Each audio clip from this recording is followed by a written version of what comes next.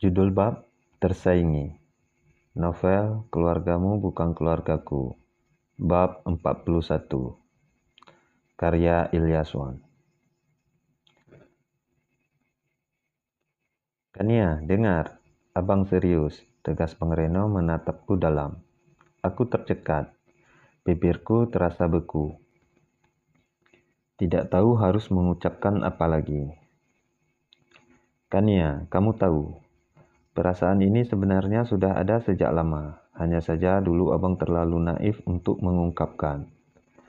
Sampai suatu hari kamu dilamar orang lain. Saat itulah abang merutuki kebodohan ini. Tapi sekarang, Tuhan kembali memberi kesempatan buat abang menyatakan semua ini. Please, ini nyata. Rasa ini sungguh Kania. Ucap Bang Reno lagi yang semakin membuat tubuhku panas dingin. Jika sudah begini, aku harus bersikap bagaimana? Maaf bang, jangan bercanda, ucapku lagi dengan sedikit senyuman. Entah mengapa aku memang bisa melihat ketulusan di mata Bang Reno. Hanya saja menurutku ini terlalu terburu-buru. Abang gak bercanda, mungkin ini terkesan buru-buru. Tapi abang cuma tidak mau melewatkan kesempatan ini lagi, kilahnya meyakinkan. Tapi Kania, abang gak minta jawabannya malam ini juga. Abang juga tahu dan paham kalau ini mendadak, sambungnya lagi. Iya, sangat mendadak, jawabku menganggukkan kepala.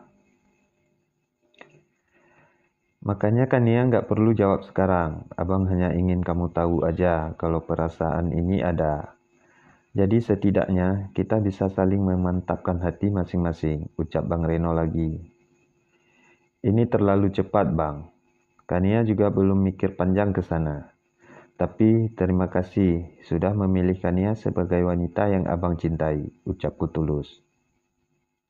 Menurutku, ini memang terlalu dini untuk aku kembali menerima orang baru.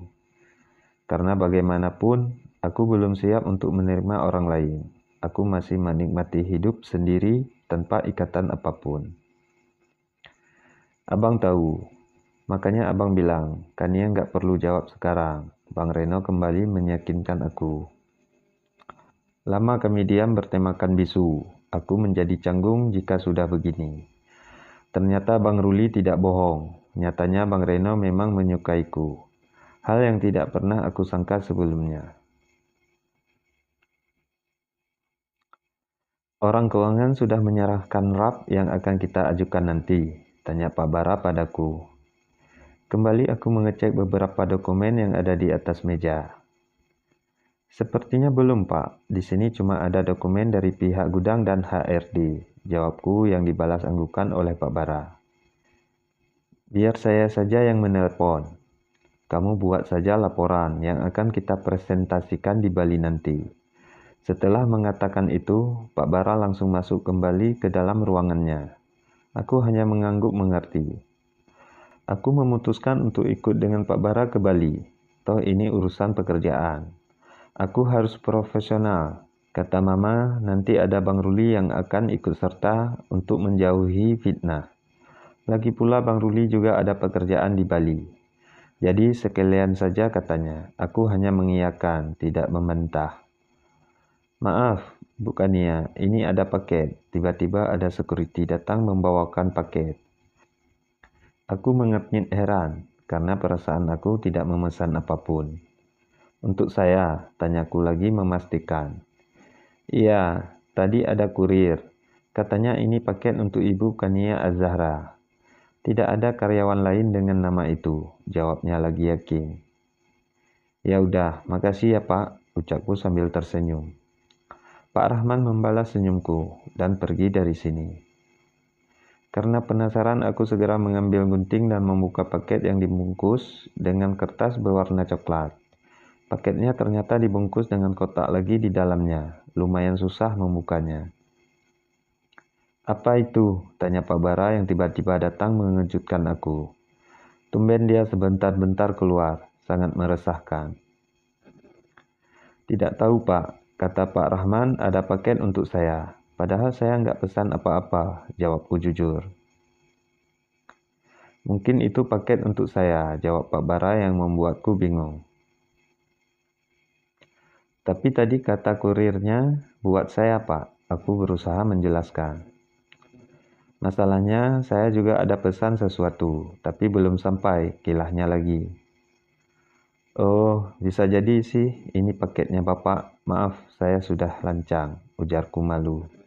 Karena aku memang merasa tidak memesan apapun. Saat sedang berdebat dengan Pak Bara, ternyata Pak Rahman datang lagi membawa paket. Aku dan Pak Bara saling pandang. Paket lagi? Maaf, Pak Bara, ini ada paket untuk Anda, ucap Pak Rahman yang membuat wajah Pak Bara sedikit malu. Makasih Pak, ucap Pak Bara singkat. Aku hanya tersenyum melihat wajah Pak Bara yang sedikit memerah karena malu. Ada yang lucu, tanya Pak Bara ketus. Enggak kok Pak, bibir saya cuma lagi agak bergetar aja. Jadi agak nyungging gitu, jawabku asal. Kamu sekarang ikut ke ruangan saya, sekalian bawa itu paket kamu, perintahnya ketus. Dia tidak pernah ada manis-manisnya, padahal selama ini tidak ada laki-laki yang bersikap begini padaku. Sok keren. Kapan lakunya kalau begitu terus sikapnya, pantas jadi jomblo abadi. Aku mengambil paket yang sudah aku buka setengahnya, kemudian membawa ke dalam ruangan Pak Bara. Dengan langkah gontai, aku berjalan menuju sofa yang ada di ruangan bernuansa putih ini. Pak Bara sudah menungguku di dalam dengan satu gunting di tangannya. Aku meletakkan paket di atas meja, kemudian duduk berhadapan dengan Pak Bara. Kenapa harus di sini sih, Pak? Kerjaan saya banyak, keluhku kesal. Tanpa menjawab pertanyaanku, Pak Bara membuka paketnya. Karena merasa diacuhkan, aku juga kembali mengambil gunting dan membuka paketku sendiri. Ini buat saya dan ini buat kamu, ucap Pak Bara, sambil menyodorkan satu kotak makanan buatku. Ternyata Pak Bara memesan makanan. Apa ini Pak? Tanyaku hati-hati. Takutnya nanti aku salah bicara lagi. Itu daun, jawab Pak Bara asal. Pak, saya juga tahu kali ini makanan Jepang. Maksudnya ini untuk saya gitu, tanyaku lagi memastikan. Iya, saya pesan 2, karena saya tahu kamu suka makanan Jepang kan? Makanlah. Ini dari restoran Jepang asli, kamu pasti suka, jawab Pak Bara yang semakin membuatku bingung. Tumben, aku sedikit bingung dengan kepribadian Pak Bara. Sesekali baik dan sangat manis, tapi dalam sedetik bisa berubah beku seperti manusia salju. Lagian, siapa juga yang suka dengan makanan Jepang? Sok tahu. Malah bengong. Makan, bentak Pak Bara membuatku merenggut kesal. Maaf ini Pak ya, memangnya Bapak tahu dari mana saya suka makanan Jepang? Tanyaku hati-hati. Mendengar pertanyaanku barusan, Pak Bara menghentikan suapannya. Dia diam sebentar menatap lurus ke depan, kemudian kembali melihatku datar. Maaf jika saya lancang. Tadi pagi saya sengaja tanya makanan kesukaan kamu sama Pak Reno. Saya kira kalian cukup dekat untuk dia tahu apa makanan kesukaan kamu. Jawabnya yang kembali mengingatkan aku tentang semalam, saat Bang Reno menyandarkan cintanya padaku. Jadi ini informasi dari Bang Reno, tanyaku lagi hati-hati. Iya, kamu suka kan? Maaf kalau selama ini sikap saya terlalu membuat kamu tegang. Saya cuma kasihan aja lihat kamu menghadapi masalah seberat ini, sambungnya lagi yakin. Tapi Pak, saya sebenarnya tidak bisa makan kepiting. Saya alergi kepiting. Dan makanan itu ada kepitingnya, ucapku sambil menunjuk ke arah makanan itu. Pak Bara kembali menghentikan ritual makannya. Dia melihatku dengan tatapan yang sulit dimengerti. Kamu serius? Tanyanya. Iya Pak, saya alergi kepiting, dan Bang Reno juga tahu itu. Jadi mungkin Pak Bara salah dengar tadi saat Bang Reno menjelaskan mungkin. Jawabku sambil tersenyum. Aku menghargai usaha Pak Bara yang memesan makanan untukku, tapi makanan itu sama sekali tidak bisa aku sentuh. Jika makan kepiting, kulitku langsung memerah dan gatal-gatal, belum lagi sesak nafas. Saya tidak mungkin salah dengar, tilah Pak Bara geram. Aku jadi tidak enak hati. Kenapa Bang Reno pakai bohong segala sih? Harusnya aku sudah bisa makan gratis.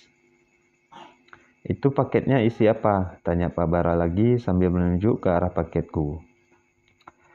Bentar Pak, saya buka dulu. Aku segera membuka kembali paketku.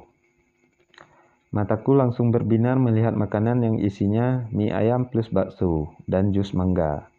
Ini sih paket komplit, tapi kenapa harus dibungkus kayak begini sih? Aku pikir tadi paket isinya ponsel atau barang elektronik lainnya. Ada kartu ucapan, aku segera mengambil dan membacanya. Makan yang banyak, Kania. Kamu gendut atau kurus tidak akan terpengaruh dengan kecantikan yang kamu miliki, Bang Reno. Pak Bara yang melihat itu langsung memasang wajah masam. Mungkin dia merasa ditipu sama Bang Reno. Lagian, siapa juga yang nyuruh nanya makanan kesukaan aku segala? Salah sendiri kenapa tidak tanya langsung padaku.